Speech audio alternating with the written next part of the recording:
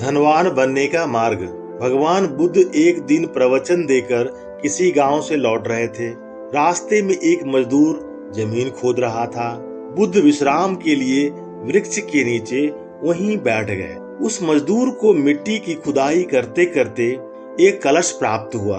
कलश में हीरे जवाहरात भरे हुए थे। मजदूर ने सोचा, आज तो मेरा भाग्य जाग उठा है। उसने कलश बुद्ध के चरणों में रखा और कहा, आपके आशीर्वाद से ही मुझे यह अकुत दौलत प्राप्त हुई है।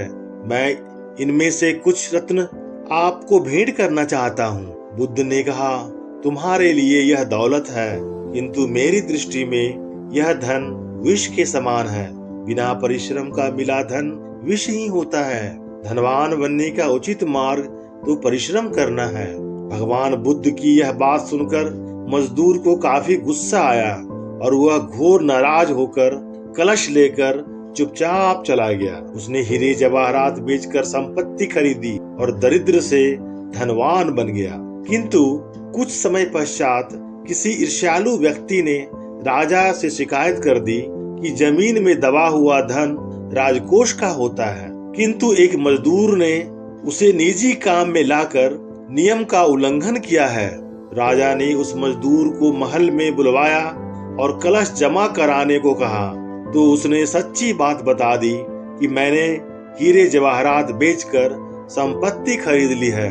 राज नियम तोड़ने के आरोप में राजा के आदेश से उसे अंधेर कोठरी वाली जेल में डाल दिया गया कि सारी संपत्ति जब्त कर ली गई।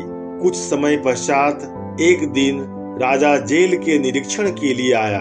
जब वह मजदूर से मिला तो उसने कहा, राजन, मुझे जब वह कलश जमीन से मिला था तो भगवान बुद्ध वहीं थे। उन्होंने मुझसे कहा था कि इसमें रत्न नहीं विष भरा हुआ है।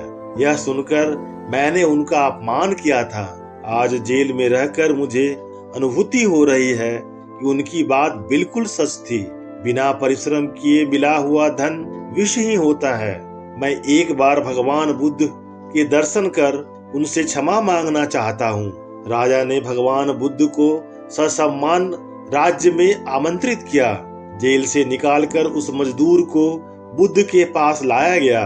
उसने बुद्ध के चरणों में गिरकर क्षमा मांगी और पश्चाताप करता हुआ कहा कि आपकी बात नितांत सत्य थी।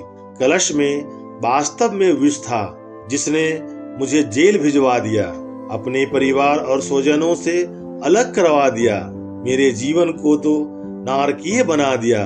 बुद्ध के आग्रह पर राजा ने उस मजदूर को जेल से रिहा कर दिया। उसने उसी दिन से परिश्रम से धन प्राप्त कर जीवन यापन करना शुरू कर दिया और चैन से रहने लगा। तीसरी